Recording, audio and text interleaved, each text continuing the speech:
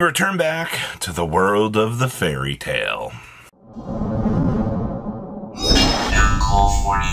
Make sure you guys smash the crap out of that subscribe button so you guys don't miss out on more awesome content. I didn't expect to see new fairy tale support actually anytime ever, but I guess it's really cool to actually know that we have like an actual archetype now for this.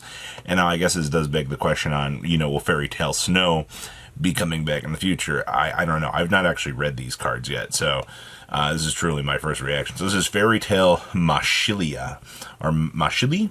So it's a level 4, of course, light spellcaster, 1850 and 1000 defense. And of course, you can only use the first, second, and third effects of this card's name once per turn. So if a spellcaster monster with original 1850 attack is on the field, we can special summon this card from your hand or graveyard. It's actually pretty good. Also, you cannot special summon for the rest of this turn except for spellcaster monsters. If this card is one more special, you can add a Fairy Tale spell or trap card from your deck to your hand, and you can pay 500 life points to name one effect monster your opponent controls. It becomes a fairy prince. Well, that's some interesting lore development, but this also works with one of the charmer monsters has the 1850 stat line. So, this stuff does kind of line up with that. It does make sense, I guess, for them to try to overlap these lores in a way that you can positively use them together. So I guess if charmers are getting support, technically the fairy tales would have to get support here, but the fairy prince is an interesting gimmick here. So what is this? This was the guy that made the fairy tales or used them or whatnot? Of course, this is a level 4 Earth Spellcaster Fusion monster, 1850, and it's going to be a Fairy Tale monster plus a Spellcaster monster. Okay, so you can only use the first effect of this card's name once per turn. So during your main phase, you can special summon a Fairy Tale monster from your deck or banishment. Alright, well that automatically fixes some of the problems here. I'll take that. On normal or special, or if you normal or special summon a non-Earth fairy monster, while this monster is on the field, you can target one effect monster your opponent controls and negate its effects. Also, its name becomes Fairy Prince.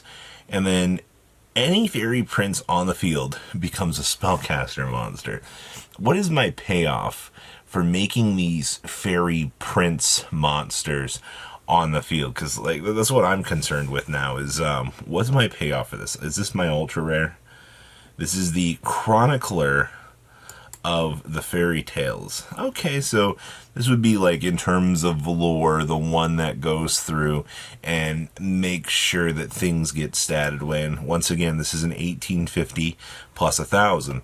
Materials 1 light fairy type fairy tale monster plus a spellcaster monster. Very, very convenient that this looks like a charmer monster. So you can only use the first and third effects of this card's name once per turn. So if this card is fusion summoned using a Fairy Prince as material, you can destroy as many cards your opponent controls as possible and do inflict 500 damage to them for each. So that's your payoff for this. Your Fairy Tale monsters cannot be destroyed by battle. And when your opponent activates a card or effect, you can banish a Fairy Tale card from your hand or graveyard, except for the Fairy Tale Tales. Negate that activation if you do destroy that card. I mean, that's actually not too bad. So we do have an in-house negate now for Fairy Tale. Didn't have that on my bingo sheet, but also it feels like they want you to use Super Poly with this stuff to be able to, use your opponent's monsters. Because, I mean, all they're setting up for it here is you make your opponent's monsters have Fairy Tale and then Fairy Prince. So it's kind of interesting. And then we have the Fairy Tale Wicket. What in the world are you? We have Exceeds now in this lore. So this is a rank 4 dark spellcaster with 1850 attack and 1000 defense. Now it's 2 level 4 spellcaster monsters to make it. So you can only use the second, third effects of this card's name once per turn. So Fairy Tale monsters you control, whose original attribute is light, are unaffected by your opponent's activated effects. Okay, I mean, that's pretty good. You can detach up to 2 materials from this card to send that many Fairy Tale cards from your deck to the graveyard, except for the Fairy Tale Tales. Alright, I'm all about dropping down my my amazing amount of these things to recur themselves back. If this card is in your graveyard, quick effect, we can target a Fairy Tale monster you control whose original attribute is light. Special summon this card, and if you do, send that monster to the graveyard. All right, I mean, free floatability back, free milling of any fairy tale cards, giving your other fairy tales protection status. That seems pretty interesting. The fairy tale long, long ago. So we finally are getting the reading of the fairy tales, which is actually kind of cool in terms of lore development for this. So you can only use the first and second effects of this card's name once per turn. Special summon up to one light fairy tale monster with different names, each from your hand, graveyard, and/or banishment. Also, you can not just summon for the rest of the turn except for spellcast monsters.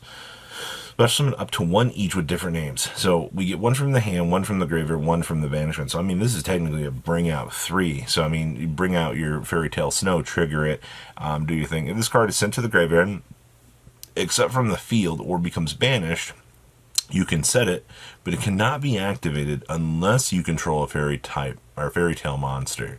Interestingly enough, it doesn't, if it recurs itself back, it does not give you the ability to reuse it in the same turn, just as you can't activate it unless you have a fairy tale monster. That's some interesting future card design right there. And then we have the fairy tale ball.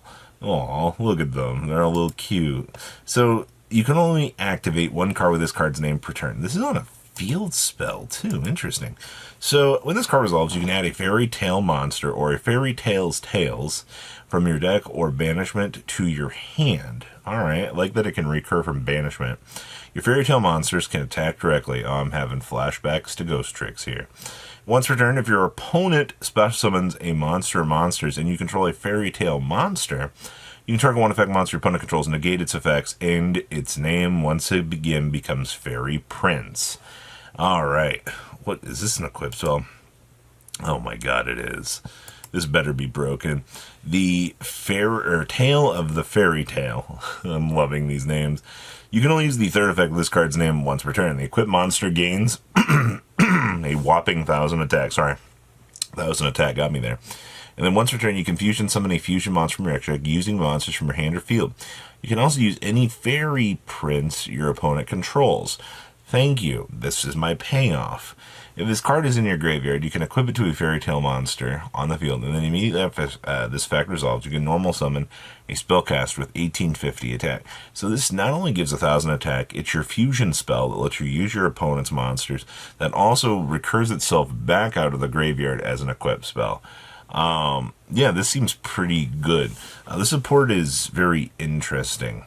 I like that they're doing a lot here with the fairy tale stuff, and I like that, you know, kind of feels like we're getting some Charmer access here. But what do you guys think? Please leave a comment down below, tell me what you guys think, and bye-bye, guys. Patrons, thank you.